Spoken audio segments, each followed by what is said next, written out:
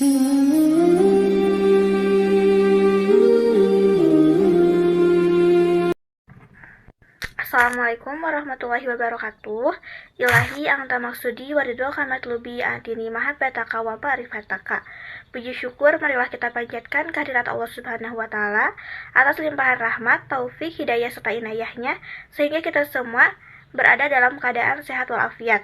Shalawat serta salam semoga terlimpah curahkan kepada junjungan kita Nabi besar Muhammad SAW. Sebelumnya, izin perkenalkan diri. Perkenalkan, kami dari kelompok 1 yang beranggotakan Nenti Aprilianti, Melisa Muhafilah, dan Muhammad Haidar Pratama. Di sini, kami akan menjelaskan mengenai sejarah ekonomi Islam. Selamat menyaksikan. Baik, materi pertama yaitu ekonomi Islam. Apa itu ekonomi Islam? Ekonomi Islam memiliki arti sendiri, yaitu sebuah sistem ekonomi yang segala aturan dan tata tertibnya didasari dengan aturan-aturan syariat Islam yang dilandasi oleh Al-Quran dan As-Sunnah. Islam mendorong pemeluknya untuk bekerja. Allah menjamin bahwa Ia telah menetapkan rezeki setiap makhluk yang diciptakannya. Islam juga melarang umatnya untuk meminta-minta ataupun mengemis-ngemis. Dalam salah satu hadisnya, Rasulullah SAW menyatakan, barang siapa yang mencari dunia dengan cara halal, menahan diri dari mengemis, memenuhi kebutuhan keluarganya, dan berbuat kebaikan kepada tetangganya, maka ia akan menemui Tuhan dengan muka atau wajah bersinar, bagai bulan purnama. Nah, telah jelas bahwa Islam mengajarkan kepada muslimin untuk menjaga martabat serta harga diri dengan menghindari meminta-minta, mengemis, dan cara-cara haram dalam mencari rezeki. Ekonomi Islam adalah ekonomi ilahiyah karena titik berangkatnya adalah dari Allah dengan tujuan mencari ridho Allah dan cara-caranya tidak bertentangan dengan syariatnya. Manusia perlu hidup dengan pola kehidupan yang rabani dan manusiawi, sehingga ia mampu melaksanakan kewajibannya kepada Tuhannya, kepada dirinya, kepada keluarganya, dan kepada manusia secara umum. Keyakinan bahwa segala sesuatu adalah milik Allah dapat membangun kesadaran bahwa segala sesuatu yang dimiliki manusia selama di dunia ini hanya titipan. Dan pada titipan Allah tersebut terdapat hak-hak orang lain yang harus diberikan. Nah, adanya kesadaran atas hak-hak orang lain, inilah yang kemudian dapat membangun hubungan sosial dalam suatu lingkungan masyarakat dan melancarkan kegiatan-kegiatan perekonomian. Yang pertama adalah perekonomian pada zaman Rasulullah SAW. Pada zaman Nabi Muhammad SAW, munculnya Islam dengan diangkatnya Muhammad sebagai Rasulullah merupakan babak baru dalam sejarah peradaban manusia. Pada saat di Mekah, Rasulullah SAW mengemban tugas menguatkan fondasi akidah kaum muslim. Rasulullah di Mekah hanya berposisi sebagai pemuka agama. Sedangkan ketika beliau hijrah ke Madinah, saat pertama kali tiba, keadaan Madinah masih kacau. Masyarakat Madinah belum memiliki pemimpin atau raja yang berdaulat. Yang ada hanya kepala-kepala suku yang menguasai daerahnya masing-masing. Suku-suku yang terkenal diantaranya adalah suku Aus dan suku Khazraj. Kesalahan ekonomi yang dibangun oleh Rasulullah SAW dilakukan setelah ia menyelesaikan urusan politik dan masalah konstitusional. Rasulullah meletakkan sistem ekonomi dan fiskal negara sesuai dengan Al-Quran. Al-Quran telah meletakkan dasar-dasar ekonomi. Prinsip Islam yang dapat dijadikan poros dalam semua urusan duniawi, termasuk masalah ekonomi, adalah kekuasaan tertinggi hanya milik Allah Subhanahu wa taala. Rasulullah pun menganjurkan mencari nafkah yang baik adalah melalui perniagaan dan jual beli. Dalam berniaga, Rasulullah melarang mencari harta kekayaan dengan cara-cara yang ilegal dan tidak bermoral. Islam tidak mengakui perbuatan menimbun kekayaan atau mengambil keuntungan atas kesulitan orang lain. Di sisi lain, terdapat pula cara-cara perniagaan yang dilarang oleh Islam, misalnya judi, menimbun kekayaan, penyelundupan, pasar gelap, korupsi, riba, dan aktivitas-aktivitas sejenis lainnya. Tatanan ekonomi negara Madinah sampai tahun keempat Hijriyah. pendapatan dan sumber dayanya masih relatif kecil. Kekayaan pertama datang dari Bani Nazir. Kelompok ini masuk dalam Fakta Madinah, tetapi mereka melanggar perjanjian, bahkan berusaha untuk membunuh Rasulullah SAW. Pada intinya, pada zaman awal-awal Islam, pendapatan yang didapatkan oleh negara Islam Madinah masih sangat kecil. Di antara sumber pendapatan yang masih kecil itu berasal dari rampasan perang atau ghanimah, tebusan tawanan perang, pinjaman dari kaum muslim, humus atau rikaj atau harta karun temuan pada periode sebelum Islam, wakaf, nawaib atau pajak bagi muslimin kaya dalam rangka menutupi pengeluaran negara selama masa darurat, amwal padla atau harta kaum muslimin yang meninggal tanpa ahli waris, zakat fitrah, kiparot atau denda kesalahan yang dilakukan oleh seorang muslimin pada acara keagamaan, maupun sedekah dari kaum muslim dan bantuan-bantuan lain dari para sahabat. Yang kedua adalah perekonomian Islam pada zaman Abu Bakar. Setelah Rasulullah SAW wafat, kaum muslimin mengangkat Abu Bakar untuk menjadi khalifah pertama. Abu Bakar mempunyai nama lengkap Abdullah bin Abi Quhafah At-Tamimi. Masa pemerintahan Abu Bakar tidak berlangsung lama, hanya 2 tahunan. Dalam kepemimpinannya, Abu Bakar banyak menghadapi persoalan dalam negerinya. Di antaranya adalah kelompok murtad, nabi palsu, dan pembangkang membayar zakat. Dalam menjalankan pemerintahan dan roda ekonomi masyarakat Madinah, Abu Bakar sangat memperhatikan keakuratan perhitungan zakat. Abu Bakar juga mengambil langkah-langkah yang strategis dan tegas untuk mengumpulkan zakat dari semua umat Islam, termasuk umat Baduy atau Arabi, yang kembali memperlihatkan tanda-tanda pembangkangan membayar zakat sepeninggal Rasulullah SAW. Prinsip yang digunakan Abu Bakar dalam mendistribusikan harta Baitul Mal adalah prinsip kemasyarakatan, yakni memberikan jumlah yang sama kepada semua sahabat Rasulullah SAW dan tidak membeda-bedakan antara sahabat yang terlebih dahulu memeluk Islam dengan sahabat yang kemudian, antara hamba dengan orang merdeka, dan antara pria dengan wanita. Dengan demikian, selama masa pemerintahan Abu Bakar, harta Baitul Mal tidak pernah menumpuk dalam jangka waktu lama karena langsung didistribusikan kepada kaum muslimin. Bahkan ketika Abu Bakar wafat, hanya ditemukan 1 dirham dalam perbendaharaan negara. Selanjutnya adalah perekonomian Islam pada masa Umar bin Khattab. Umar bin Khattab merupakan pengganti dari Abu Bakar. Untuk pertama kalinya, pergantian kepemimpinan dilakukan melalui penunjukan.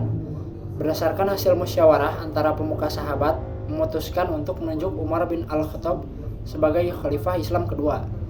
Keputusan tersebut diterima dengan baik oleh kaum muslimin. Setelah diangkat menjadi khalifah, Umar bin Khattab menyebut dirinya sebagai khalifah khalafati Rasulullah atau pengganti dari pengganti Rasulullah. Dalam pemerintahannya ini, banyak hal yang menjadi kebijakan Umar terkait dengan perekonomian masyarakat muslim pada waktu itu. Di antaranya, pertama, pendirian lembaga Baitul Mal. Seiring dengan perluasan daerah dan memenangi banyak peperangan, pendapatan kaum muslimin mengalami peningkatan yang signifikan. Hal ini memerlukan perhatian khusus dalam pengelolaannya agar dapat dimanfaatkan secara benar, efektif, dan efisien. Pada masa ini, harta Baitul Mal dianggap sebagai harta kaum muslimin, sedangkan khalifah dan para amil hanya berperan sebagai pemegang amanah. Dengan demikian, negara bertanggung jawab untuk menyediakan makanan bagi para janda, anak-anak yatim, serta anak-anak terlantar, membiayai penguburan orang-orang miskin, membayar utang-utang yang bangkrut, membayar uang diat untuk kasus-kasus tertentu. Lalu ada pajak kepemilikan tanah atau kharaj. Pada zaman Khalifah Umar telah banyak perkembangan administrasi dibanding pada masa sebelumnya. Misal kharaj yang semula belum banyak di zaman Rasulullah, tidak diperlukan suatu sistem administrasi. Sejak Umar menjadi khalifah, wilayah kekuasaan Islam semakin luas seiring dengan banyaknya daerah-daerah yang berhasil ditaklukkan, baik melalui peperangan maupun secara damai. Hal ini menimbulkan berbagai permasalahan baru. Lalu zakat. Pada masa pemerintahan Umar bin Khattab, kekayaan yang dimiliki negara Madinah sudah mulai banyak. Berbeda pada awal-awal Islam, pada zaman Rasulullah, jumlah kuda yang dimiliki orang Arab masih sedikit, terutama kuda yang dimiliki oleh kaum muslimin. Misalkan dalam perang Badar, kaum muslim hanya mempunyai 2 kuda. Pada saat pengepungan suku Bani Quraizah 5 Hijriah, pasukan kaum muslimin memiliki 36 kuda. Pada tahun yang sama, di Hudaibiyah, mereka mempunyai sekitar 200 kuda. Karena zakat dibebankan terhadap barang-barang yang memiliki produktivitas, maka seorang buka atau seorang kuda yang dimiliki kaum muslimin ketika itu tidak dikenakan zakat. Kemudian, perekonomian Islam pada masa Utsman bin Affan. Utsman bin Affan merupakan khalifah ketiga setelah wafatnya Umar bin Khattab. Perluasan daerah kekuasaan Islam yang telah dilakukan secara masif pada masa Umar bin Khattab diteruskan oleh Utsman bin Affan. Pada 6 tahun pertama kepemimpinannya, banyak negara yang telah dikuasainya, seperti Balkan, Kabul, Grozny, Kerman, dan Sistan. Setelah negara-negara tersebut ditaklukkan, pemerintah Khalifah Utsman menata dan mengembangkan sistem ekonomi yang telah diberlakukan oleh Khalifah Umar. Khalifah Utsman mengadakan 4 kontrak dagang dengan negara-negara taklukan tersebut. Dalam rangka mengembangkan potensi sumber daya alam, aliran air digali, jalan dibangun, pohon-pohon, buah-buahan ditanam, dan keamanan. Perdagangan diberikan dengan cara pembentukan organisasi kepolisian tetap untuk mengamankan jalur perdagangan. Khalifah Utsman membentuk armada laut kaum muslimin di bawah komando Muawiyah, hingga berhasil membangun supremasi kelautannya di wilayah Mediterania. Kebijakan lain yang dilakukan Utsman terkait perekonomian adalah tetap mempertahankan sistem pemberian bantuan dan santunan serta memberikan sejumlah besar uang kepada masyarakat yang berbeda-beda. Meskipun meyakini prinsip persamaan dalam memenuhi kebutuhan pokok masyarakat, ia memberikan bantuan yang berbeda pada tingkat yang lebih tinggi. Dalam hal pengelolaan zakat, Utsman mendelegasikan kewenangan menaksir harta yang dizakati kepada pemiliknya masing-masing. Hal ini dilakukan untuk mengamankan zakat dari berbagai gangguan dan masalah dalam pemeriksaan kekayaan yang tidak jelas oleh beberapa oknum zakat. Sekian dari saya. Yang kelima adalah perekonomian Islam pada masa Ali bin Abi Thalib. Ali bin Abi Thalib adalah khalifah keempat menggantikan Utsman bin Affan yang terbunuh.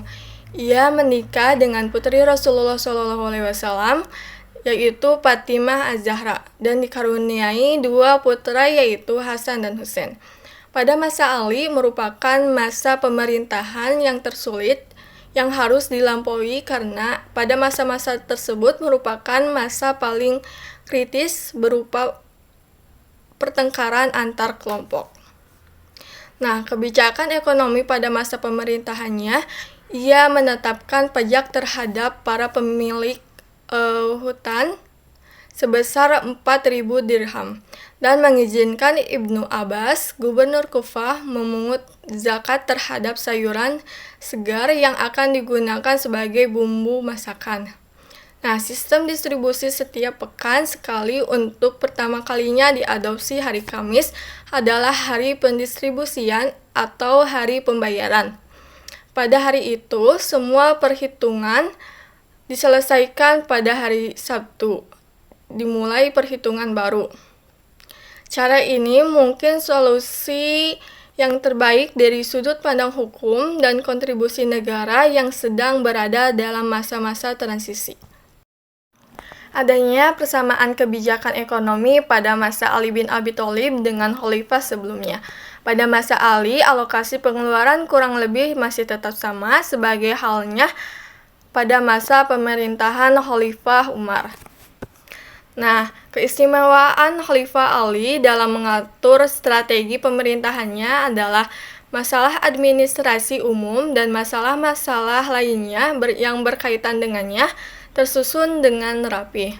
Konsep penataan administrasi ini dijelaskan dalam suratnya yang terkenal dan ditunjukkan kepada Malik Ashtar bin Harits. Surat yang panjang tersebut antara lain mendeskripsikan tugas dan kewajiban serta tanggung jawab para penguasa dalam mengatur berbagai prioritas pelaksanaan, dispensasi, keadilan, serta pengawasan terhadap para penjabat tinggi dan staf-stafnya. Sekian dari saya.